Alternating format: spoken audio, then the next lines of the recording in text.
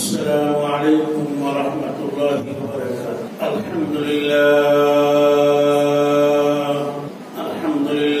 نحمده ونستعینه ونستغفره ونؤمن به ونتوکل علیہ ونعوذ باللہ من شرور انفسنا ومن سیئات اعمالنا، من يهده الله فلا مضل له ومن يضلله فلا هادي له، ونشهد أن لا إله إلا الله وحده لا شريك له، ونشهد أن سيدنا ونبينا ومولانا محمدا عبده ورسوله صلى الله تعالى عليه وعلى آله وأصحابه وأزواجه وذرياته وآل بيته وسلم تسليما كثيرا كثيرا، أما بعد، فأعوذ بالله من الشيطان الرجيم، بسم الله الرحمن الرحيم، ولله ملك السماوات والأرض وما فيهن وهو على كل شيء قدير۔ بزرگان محترم، نوجوانان اسلام اور عزیز طلباء، یہ مہینہ اللہ تعالیٰ کے گھر کی طرف سفر کرنے والوں کا مہینہ ہے، یہ اللہ تعالیٰ کے عاشقوں کا مہینہ ہے۔ دنیا اسلام سے جوک در جوک مسلمان اللہ کے مہمان بن کر اللہ کے گھر کی طرف روا ہے، لیکن ہمارے ملک کے اعتبار سے سماجی اور سیاسی اور ملکی اعتبار سے یہ مہینہ ماہ اگست بھی ہے۔ اس مبارک مہینے میں، مبارک اس لیے کہتا ہوں کہ اس مہینے میں ہمارے ملک کو آزادی نصیب ہوئی، اور عنقریب 15 اگست آنے والا ہے، جس میں پورے ملک میں بڑے پیمانے پر آزادی کا جشن منایا جاتا ہے۔ افسوس کی بات تو یہ ہے کہ ملک کو آزادی نصیب ہوئی لیکن مسلمانوں کو آزادی نصیب نہیں۔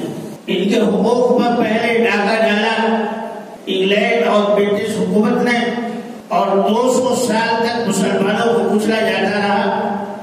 آج میں جب کسی سے سنتا ہوں کہ اس حکومت سے اچھی تو انگلینڈ کی حکومت تھی، انگریزوں کی حکومت تھی، اس حکومت میں اس حکومت میں کوئی فرق نہیں۔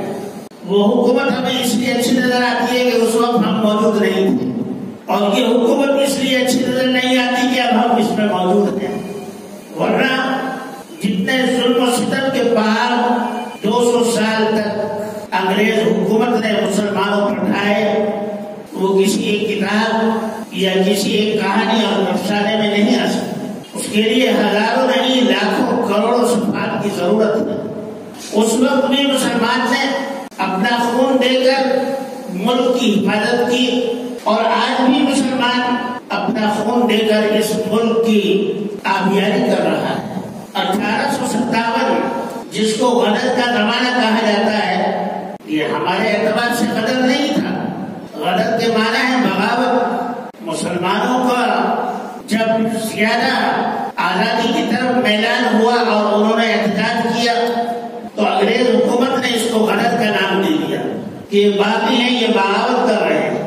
حالانکہ غاصب وہ تھے، قبضہ انہوں نے کیا تھا، ملک کو وہ لوٹ رہے تھے، ظلم و ستم کے پہاڑ ان کی طرف سے جاری تھے، لیکن وہی معاملہ ہے کہ الٹا چور کوتوال کو ڈالے۔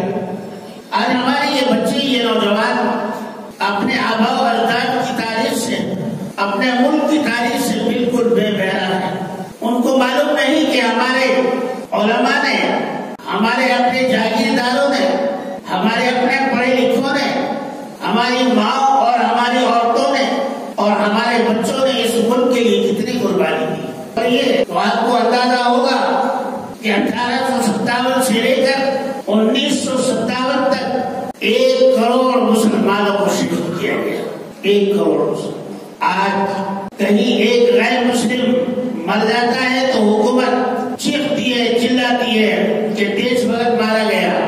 ارے دیش بھگت تو مسلمان ہے۔ 10 لاکھ بچوں کو مولی اور گاجر کی طرح کاٹ دیا گیا۔ ماں کی گود سے ایسے چھینا جاتا بچوں کو اور ایسے کاٹ کر پھینک دیا جاتا. یہ مسلم ماؤں کا کلیجہ اور گردہ اور ان کی ہمت کو سلام ہے کہ انہوں نے اپنے لالوں کو کھویا، اپنے شوہروں کو کھویا، اپنی جانوں کو گوا دیا، اپنے خاندانوں کو برباد ہوتے ہوئے دیکھا، لیکن اس ملک کی محبت ان کے دلوں سے کم نہیں ہوئی. آج ہم لوگ کہتے ہیں کہ یہ ملک جو ہے صرف ایک فرقے کا ہے. نہیں، یہ ملک جو ہے سب کا ہے. جتنا یہ ملک ایک ہندو کا ہے، جتنا یہ ملک ایک مسلمان کا ہے، اتنا ہی ایک عیسائی کا اور ایک سکھ کا بھی ہے، ایک بدھزم کا بھی ہے.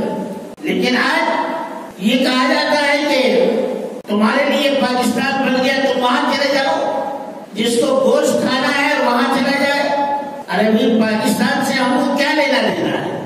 ہم پاکستان کی طرف اس لیے نہیں دیکھتے کہ ملک کے 22 جاگیردار جو مسلمانوں میں سب سے بڑے رئیس اور سب سے زیادہ مالدار تھے، وہ اس ملک کو چھوڑ کر پاکستان چلے گئے. یہاں لٹا پٹا مسلمان تھا، ان پڑھ مسلمان تھا، صنعتی اعتبار سے، اقتصادی اعتبار سے، علمی اعتبار سے نہایت کمزور مسلمان تھے. ان 74 سالوں میں مسلمان نے اپنے آپ کو سنبھالا، اپنے بچوں کو پڑھایا لکھایا، مسلمان نے نوکریاں کی، فٹ پاتھ پر بیٹھ کھڑے ہو کر بیوپار کیا، گاڑیوں میں ٹھیلیوں میں مونگ پھلی اور کیلے بیچے، غیر مسلموں کی نوکری چاکری کی، لیکن اس ملک کے لیے اپنے آپ کو تیار کیا. آج ملک جس حالت میں ہے، اس میں مسلمانوں کی سب سے زیادہ قربانیاں ہیں. میں اپنے نوجوانوں کو بتانا چاہتا ہوں، اچھی طرح سے کان کھول کر سن لے کہ جب مسلمان برٹش سے اور انگریز سے لڑائی لڑ رہا تھا، یہ لوگ انگریز حکومت کی چاپلوسی کر رہے تھے، یہ مخبر تھے. انہوں نے ملک کو برباد کرنے میں کوئی کسر نہیں چھوڑی. آج یہی لڑا ملک پر حکومت کر رہا ہے اور مسلمانوں کو دیش بھکتی کا سبق دیتا ہے. شرم آنی چاہیے. مسلمان پہلے بھی اپنے وطن کا وفادار اور قربانی دینے والا تھا، اور آج بھی اپنے ملک کے لیے قربانی دے رہا ہے. یہاں پر انگریزوں کے قدم جمے، ان کو معلوم تھا کہ ہم جس ملک میں آئے ہیں یہ ملک کنگال نہیں ہے، یہ فقیر ملک نہیں ہے. جب سب سے پہلے یہاں ایک وفد انگلینڈ سے آیا اور انہوں نے یہاں بادشاہ سے ملاقات کی، تو انہوں نے آپس میں کہا کہ یہاں ہم ان کو کیا دے سکتے ہیں، ان کے پاس تو سب کچھ ہے. بادشاہ نے جو انگلینڈ کے وزیر کی دعوت کی تو اس میں 400 کھانے پکوائے. 400 کھانے. اس زمانے میں فریج نہیں تھا، پکا کر اسٹور کرنے کی جگہیں نہیں تھی.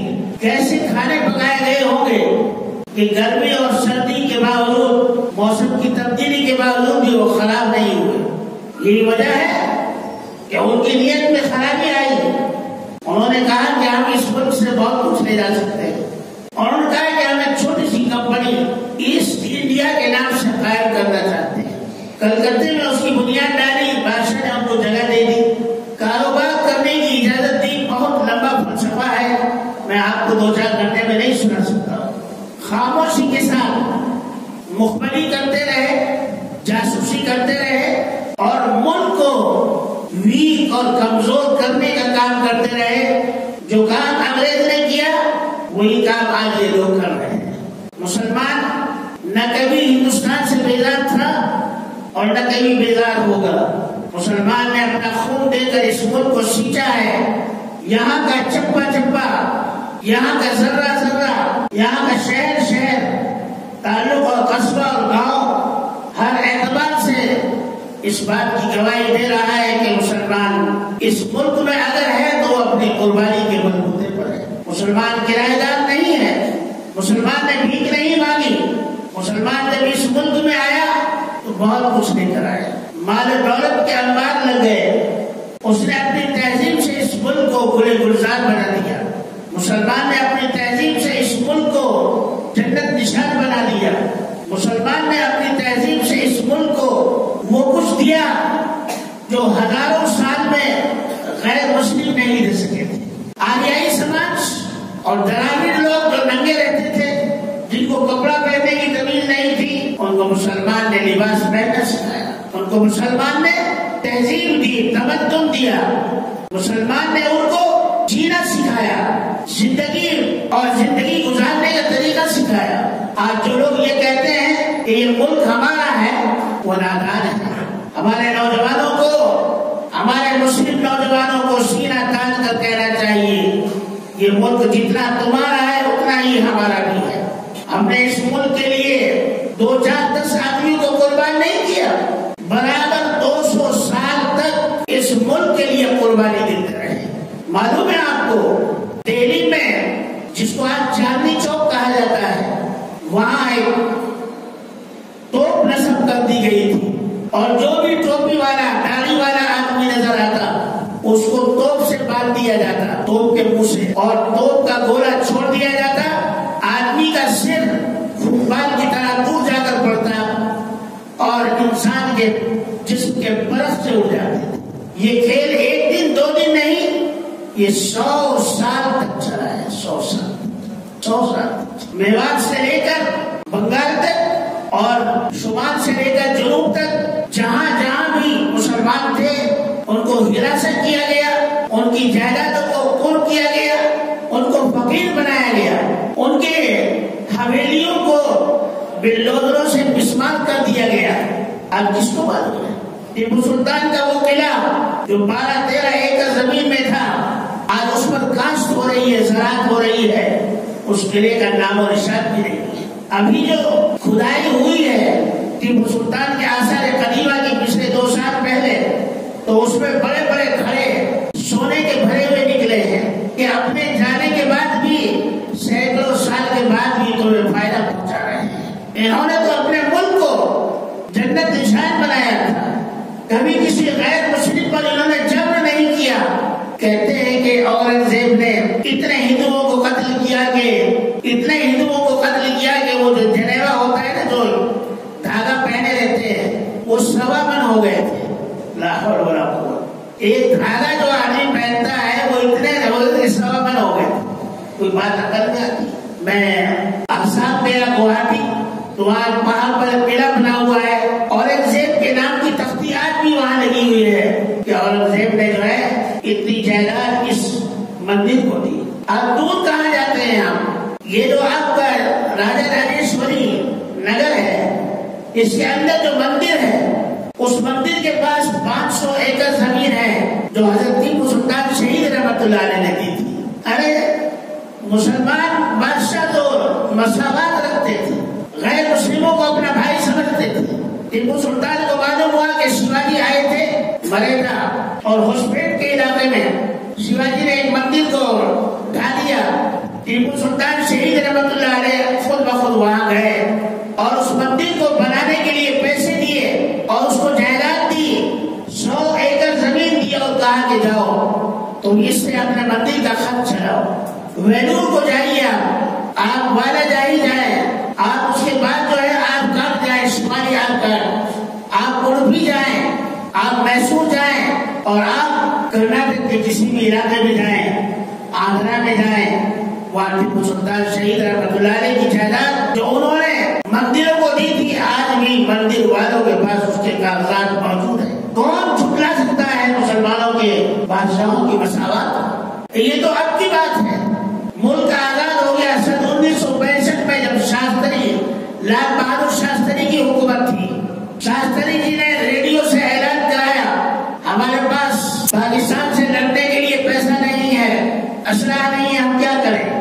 کیا ہوا معلوم ہے آپ کو؟ میں نوجوانوں کو کہتا ہوں کہ اپنی تاریخ یاد رکھو۔ تو حیدرآباد کے نواب مخفف جہاں نے شاستری جی کو فون کیا کہ آپ حیدرآباد آ سکتے ہیں؟ انہوں نے کہا کہ ملک جنگ میں گھرا ہوا ہے، میں کیسے سفر کر سکتا ہوں؟ حیدرآباد کے نواب نے کہا کہ میں اسی لیے آپ کو بلانا چاہتا ہوں تاکہ آپ کی مدد کروں، ملک کی مدد کروں۔ شاستری جی حیدرآباد آئے، ملک جنگ کی حالت میں تھا، چاروں طرف سے رات میں بتیاں گل تھی، سناٹا چھایا ہوا تھا۔ حیدرآباد کے نواب نے 6 ٹن سونا لال بہادر شاستری کو دیا۔ کتنا سونا بھائی؟ 6 ٹن، یاد رکھو 6 ٹن سونا۔ یہ گئے گزرے ہندوستان کی بات ہے جب مسلمان لوٹ پٹ چکے تھے، یہ اس وقت کی بات ہے۔ آج ہمیں دیش بھکتی کا سبق سکھایا جاتا ہے۔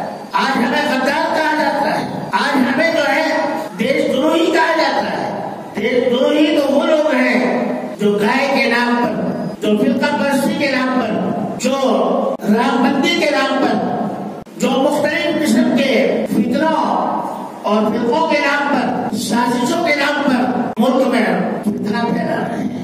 مسلمان نے نہ پہلے اس ملک کے لیے کبھی غداری کی، آزادی کے بعد سے آج تک 870 آدمی ایسے پکڑے گئے جنہوں نے ملک کے راز کو بیچا، جنہوں نے پاکستان کو ملک کے راز کو بیچا، جنہوں نے انگلینڈ کو بیچا، امریکہ کو بیچا، اور نہیں معلوم کتنے ملکوں کو اپنے رازوں کو دیا۔ 870 آدمیوں میں ایک آدمی بھی الحمدللہ مسلمان نہیں ہے جس نے اپنے ملک سے غداری کی ہو، ایک آدمی بھی نہیں۔ میں یہ اسی لیے تو کہتا ہوں کہ آج ہم جب لال قلعے کو دیکھتے ہیں تو ہماری آنکھوں سے آنسو نکلتے ہیں۔ یہ حکومت تو اتنی نالائق اور یہ حکومت تو اتنی نکمی ہے کہ اس نے لال قلعے کو ہی گروی رکھ دیا ہے۔ جب ہم تاج محل کو دیکھتے ہیں، جب ہم گول گنبد کو دیکھتے ہیں، جب ہم دریا دولت کو دیکھتے ہیں، جب ہم ٹیپو سلطان کی مسجد اعلیٰ کو دیکھتے ہیں، اور جب ہم حیدرآباد کے چار مینار کو دیکھتے ہیں تو ہمارا دل روتا ہے۔ ہمارے آبا و اجداد نے یہاں کیا کچھ دیا۔ ہندوستان میں سب سے پہلے جو سڑک بنائی جس کو روڈ کہتے ہیں وہ حضرت شیر شاہ سوری رحمۃ اللہ بنائی۔ جتنے بادشاہ تھے میں کہتا ہوں قسم کھا کر، اللہ کی قسم سارے ولی تھے، سارے ولی تھے۔ آج ان لوگوں نے مسلمان بادشاہوں کو عیاش کہہ کر ان کو مسلمانوں کو بدنام کیا، اورنگزیب کو بدنام کیا کہ ہندوؤں کا قاتل تھا۔ ان کے نام سے ایک چھوٹا سا روڈ جو دہلی میں تھا وہ بھی بدل دیا گیا۔ کیا ہوتا ہے اس سے؟ اورنگزیب کی شخصیت پر اس کا کوئی اثر نہیں پڑتا ہے۔ اورنگزیب اپنے وقت کے جو ہے زمانے کے ولی تھے، شاہجہاں اپنے وقت کے زمانے کے ولی تھے، قطب الدین ایبک، قطب الدین التمش یہ اپنے زمانے کے ولی تھے، اور اکبر کو گالیاں دیتے ہیں اور کہتے ہیں کہ ہم آج سیکولر ملک میں رہ رہے ہیں۔ ارے تمہیں تو فخر ہونا چاہیے کہ تم اس ملک میں پیدا ہوئے جس ملک میں جو ہے اکبر پیدا ہوا۔ آج تم جمہوریت کا نام لیتے ہو جب انگلینڈ اور امریکہ کو جمہوریت کا پتہ بھی نہیں تھا۔ یہاں اکبر نے جمہوریت کی بنیاد ڈالی تھی۔ جودھا سے شادی کی وہ الگ بات ہے، ہمیں اس سے کوئی لینا دینا نہیں کہ کون کس سے شادی کر رہا ہے، یہ اللہ جانے، ان کا کام جانے۔ غیر مسلم لوگوں سے رشتے جوڑے اور اپنے ملک کو جو ہے انہوں نے فائدہ پہنچایا، یہ سیکولرزم ہے۔ ہندوستان میں جلال الدین اکبر کے تعلق سے آتا ہے کہ بڑے دربار میں بیٹھا ہوا اکبر بادشاہ رو رہا تھا۔ کسی نے کہا کہ حضور آپ کیوں روتے ہیں، آپ تو اتنے بڑے ملک کے بادشاہ ہیں۔ کہا کہ تمہیں معلوم نہیں ہے کہ میری ماں کا انتقال ہو گیا ہے۔ اب دنیا میں بادشاہ کہنے والے، دل حضوری کرنے والے بہت ہیں، بادشاہ سلامت کہہ کر پکارنے والے بہت ہیں، لیکن اکبر کہہ کر پکارنے والی ابھی دنیا میں نہیں رہی۔ آج لوگ اپنے ماں باپ کا ادب نہیں کرتے۔ بادشاہ سے سیکھیے کہ وہ کتنے ادب کرتے تھے، کتنا ان کے یہاں اکرام تھا والدین کا۔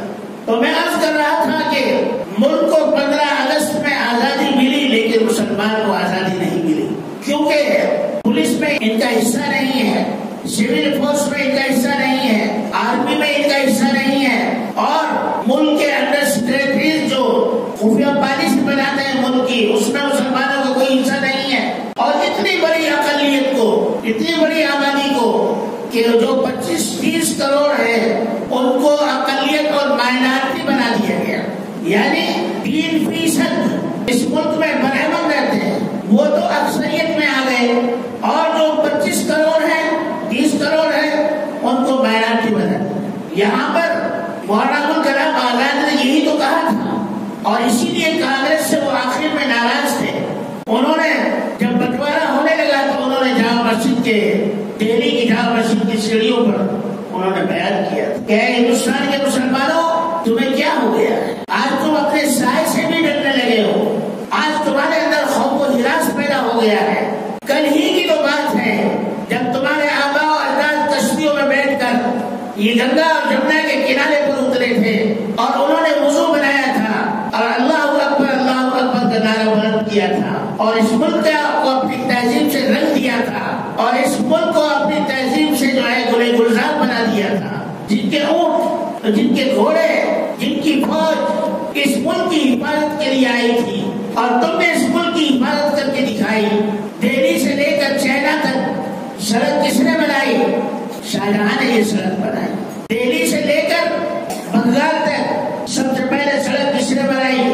شیر شاہ سوری نے بنائی. یہ بڑے بڑے قلعے کس نے دیے؟ یہ مسلم بادشاہوں نے دیے. یہ بڑی بڑی جائیدادیں کس نے دی؟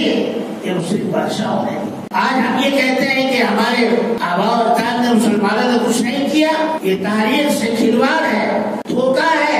آپ یہ سمجھیے اور سوچیے اور خدا کے لیے وقت نکال کر اپنے بڑوں کی، اپنے ملک کی تاریخ کو پڑھیے. شاہجہاں کو یہ کہا جاتا ہے کہ ہر وقت شراب میں مست رہتا تھا، حالانکہ شاہجہاں ہی وہ ایک بادشاہ ہے.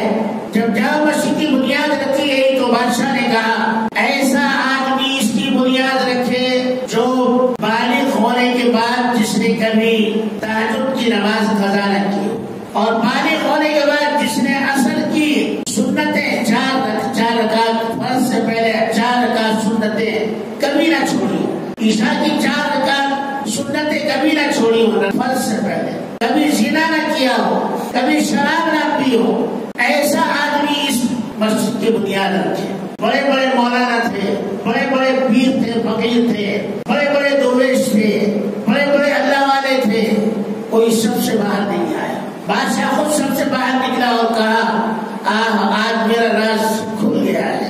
اور بادشاہ نے اپنے ہاتھ سے جامع مسجد کی بنیاد رکھی. ٹیپو سلطان شہید رحمۃ اللہ علیہ کی مسجد کا بھی یہی حال ہے. یہ وہ بادشاہ تھے جو خود اتنے نیک تھے کہ ان کی رعایا بھی اتنی نیک نہیں تھی. آج یہ کہتے ہیں کہ تم نے کیا قربانی کی ہے. جب بادشاہ تو ہمارے ٹیپو سلطان شہید رحمۃ اللہ علیہ کو شکست ہو گئی اپنوں ہی کی وجہ سے، تو انہوں نے تاوان اور ٹیکس لگا دیا انگریز حکومت نے. تو یہاں بنگلور میں رہنے والی ایک خاتون، مسلمان خاتون، اس نے ایک چھوٹی سی تھیلی بھیجی اور کہا کہ بادشاہ سلامت، اس میں اتنے ہیرے ہیں کہ آپ کا جتنا تاوان انگریز حکومت کو دینا ہے اس کو دے کر بھی آپ کے پاس پیسے بچیں گے. آپ جو ہے یہ تھیلی رکھ لو اور ملک کا قرضہ چکا دو جو ٹیکس انہوں نے آپ پر لگایا ہے. لیکن قربان جائیے شہر میسور ٹیپو سلطان شہید رحمۃ اللہ علیہ کے، انہوں نے یہ کہہ کر تھیلی واپس کر دی کہ میں بیوہ کا مال خرچ نہیں کر سکتا. اور اپنے 2 بیٹوں کو، اپنے 2 شہزادوں کو انہوں نے برٹش حکومت کے حوالے کر دیا اور کہا جب میں آپ کو پیسے دے دوں گا تو آپ میرے شہزادوں کو چھوڑ دینا. کون کر سکتا ہے؟ آج دیکھو یہ زمین فروش، ایمان فروش لیڈران اپنے ملک سے غداری کر رہے ہیں اور پیسہ جمع کر رہے ہیں جا کر دوسرے جگہ. ملک کو لوٹ رہے ہیں، پبلک کو لوٹ رہے ہیں اور سوئٹزرلینڈ میں پیسے جمع کر رہے ہیں. مسلم بادشاہوں نے کبھی ایسا نہیں کیا ہے. یہاں سے دونوں شہزادوں کو لے جایا گیا بنارس اور وہاں لے جا کر دونوں شہزادوں کو شہید کر دیا. یہ اتنے شفیع القلب اور اتنی ظالم حکومت تھی، لے جا کر قتل کر دیا. آج بھی ان کے دونوں کے مزارات، دونوں کی قبریں اس باغ میں موجود ہیں ٹیپو سلطان شہید رحمۃ اللہ علیہ کے بچوں کی، جس نے اپنے بچوں کو اس ملک پر قربان کر دیا اور آخر میں اپنی جان کو قربان کر دیا. اس قوم کے نوجوانوں کو بتایا اور سکھایا جاتا ہے کہ تم ملک کے غدار ہو. مسلمان نے تو کبھی غداری نہیں کی، مسلمان نے ہمیشہ اپنے ملک سے محبت کی ہے. آج جو لوگ آرام کے ساتھ حکومت کر رہے ہیں اور یہ کہہ رہے ہیں کہ ہم حکومت کے ملک کے بھگت ہیں، ہم ملک کے سیوک ہیں، ہم ملک کے لیے جان دینے والے ہیں، کوئی نہیں ہے. میں بتاؤں آپ کو، کارگل کی جب جنگ ہوئی تو اس میں 20/9 29 مسلمان فوجی شہید ہوئے. مسلمان شہید 29. ممبئی میں حملہ کیا گیا ہوٹل پر، 40/9 مسلمان شہید ہوئے. 1965 کی جنگ میں 250 سے زیادہ مسلمان فوجی شہید ہوئے. ارے ہمارا تو فوج میں ایک تناسب بھی نہیں، 1% کا بھی تناسب نہیں، اور ہماری قربانی دیکھو ہم کتنی قربانی دے رہے ہیں. اگر تم ایسے ہی دیش بھگت ہو تو جاؤ سرحد پر لڑو، پھر ہم جانیں گے کہ تم واقعی بہت بڑے برباد دیش ہو. بہرحال میں اپنے نوجوانوں کو بتانا چاہتا ہوں کہ آپ فخر کے ساتھ اپنی گردن اوپر کریں اور اپنے آبا و اجداد کی تاریخ کو پڑھیں اور دیکھیں کہ مسلمانوں نے کیا قربانی کی ہے۔ ایک ہی دن میں صرف جس دن یہاں پر یونین جیک لہرایا گیا لال قلعے پر، اس ایک دن میں جو ہے 5 لاکھ آدمیوں کو قتل کیا گیا تھا۔ کہیں پر بھی چلنے پھرنے کی جگہ نہیں تھی، اور 1 لاکھ آدمی لال قلعے میں پناہ لیے ہوئے تھے، جہاں پر کھانے کا انتظام نہیں، پینے کا انتظام نہیں، لیٹرین باتھ روم کا انتظام نہیں، پیشاب پخانے کا کوئی انتظام نہیں، پانی پینے کا کوئی انتظام نہیں۔ ایسے بھوکے پیاسی کے حالت میں مسلمانوں نے اپنا وقت گزارا۔ بہادر شاہ ظفر ان کو رنگون لے جایا گیا، بوڑھے آدمی چلنے پھرنے سے معذور، اور جب انہوں نے کہا کہ کھانا لاؤ تو 8 بڑے بڑے شیر ٹھکر جب ان کے سامنے لائے گئے، انہوں نے کھول کر دیکھا تو ان کے 8 بیٹوں کے 8 سر موجود تھے، ہر شیر میں ایک سر موجود تھے۔ جس کا بیٹا بنتا ہے اس کو پتہ لگتا ہے۔ بادشاہ نے اپنی قربانی دی، اپنے خاندان کی قربانی دی، اپنے بچوں کی قربانی دی، اور آج ان کے باقیات کو رنگون سے ہندوستان میں لایا نہیں تھا۔ کیا انصافی ہے؟ یہ حکومت اسور کا محل واپس کر دیتی ہے کہ ٹھیک ہے تم لے لو، ادھر جو بڑا میدان ہے اس کو بھی واپس کر دیا کہ یہ بھی تم لے لو۔ یہ ٹیپو سلطان شہید رحمت اللہ علیہ کی اولاد یہاں آ کر آباد ہونا چاہتی ہے، کہتی ہے کہ ہمیں بھی تھوڑی سی جگہ دے دو۔ ان کے لیے ملک میں، ان کے لیے بنگلور میں، کرناٹک میں کہیں جگہ نہیں، اس لیے کہ وہ مسلمان ہیں۔ اس 1000 سال تک مسلمان نے حکومت کی، ایک مندر کو بھی مسلمان نے کبھی نہیں ڈھایا، اور یہ حکومت آئی تو اس نے سینکڑوں مسجدوں کو کفر ڈال دیا اور کہا کہ یہ آثار قدیمہ میں سے ہے۔ کیا آثار قدیمہ؟ مسجدوں سے زیادہ تو پرانے مندر ہیں، ان کو کیوں نہیں بند کیا؟ مسجدیں کیوں بند ہیں؟ ہمارے گلبرگہ کے علاقے میں 250 مسجدیں آج بھی بند ہیں، کفر ڈلا ہوا ہے۔ پانی پت اور پنجاب کے علاقے میں، ہریانہ کے علاقے میں آج بھی بہت ساری مسجدیں بند ہیں۔ حکومت ان کو کیوں نہیں کھولنے دیتی؟ جو کئی 1000 سال پرانے مندر ہیں ان کو کھولنے کی اجازت، ان میں پوجا کی اجازت۔ یہ مسجدیں جو 1000 سال کی بنی ہوئی ہیں، 1200 سال کی بنی ہوئی ہیں، 800 سال کی بنی ہوئی ہیں، ان کو کہہ دیں کہ نہیں تو پرانی ہو گئی، اب ان کو جو ہے ضرورت نہیں۔ مسلمان اس ناانصافی میں بھی جی رہا ہے، اور آج نہیں تو کل اس امید پر ہے کہ اس کو انصاف ملے گا۔ ہم اپنے لیے جس طرح دعا کرتے ہیں، اپنے ملک کے لیے بھی دعا کرتے ہیں، اپنے برادران وطن کے لیے بھی دعا کرتے ہیں، ہندو بھائیوں کے لیے بھی دعا کرتے ہیں، عیسائیوں اور سکھوں کے لیے بھی دعا کرتے ہیں۔ ہم امن اور شانتی چاہتے ہیں، اور یہ چاہتے ہیں کہ یہ ملک ترقی کرے، یہ باغ و بہار بن جائے، یہ پھر اسی طرح سونے کی چڑیا بن جائے جیسے کہ مسلمان بادشاہوں کے زمانے میں تھا۔ اللہ تبارک و تعالی ہم سب کو عمل کی توفیق عطا فرمائے۔ دیر ہو چکی ہے، باتیں بہت زیادہ ہیں، میں نے بہت معمولی سی اجمالی باتیں آپ کے سامنے پیش کی ہیں تاکہ آپ کو اندازہ ہو کہ مسلمانوں نے اس ملک کے لیے کیا کیا ہے۔ اللہ تبارک و تعالی ملک کے حالات کو سازگار بنائے اور ملک میں امن و شانتی بنائے رکھے، اور یہاں کی برادران وطن کے دلوں میں مسلمانوں کے لیے محبت پیدا فرمائے۔ وآخر دعوانا ان الحمد للہ رب العالمین۔